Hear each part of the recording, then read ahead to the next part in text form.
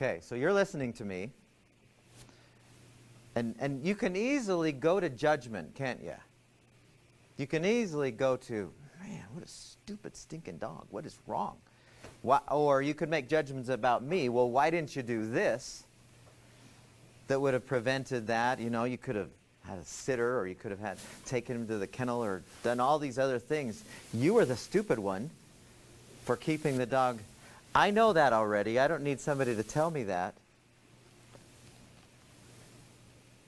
And that's all autobiographical, but I want you to be empathic with me. At that third stage, so you're just trying to reflect the feeling. You're speaking to me, the feeling that you sense I'm having.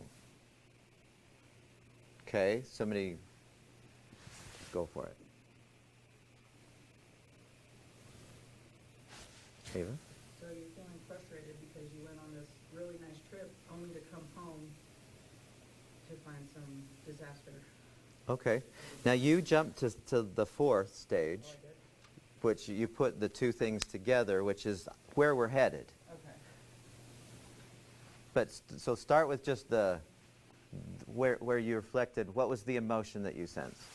You said, You were frustrated. I was frustrated. Yeah. And it might not have been frustration that I felt.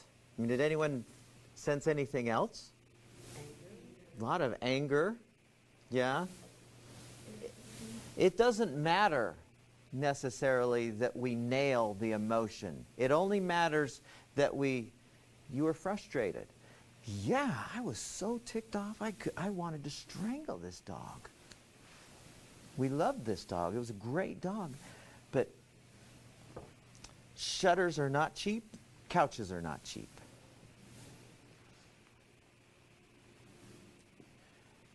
So as you say, you were frustrated. With a period after it, you let the person have that emotion. And that sometimes is all that's needed for that emotion to go, especially for women.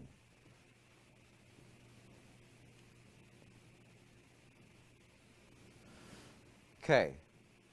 We good to there? So reflecting the emotion really ticked you off.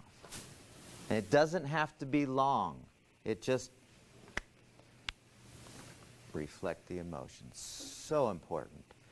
Okay, so the fourth stage, you reflect the emotion and rephrase the content in one. So like what we did the other day with the four of you, does any of you have a really recent emotionally charged event that you could relate to us? And let's practice with that. I just had one this morning. You did? Mm-hmm. What? Okay, so go here. Wow, you guys are going to get this one right then.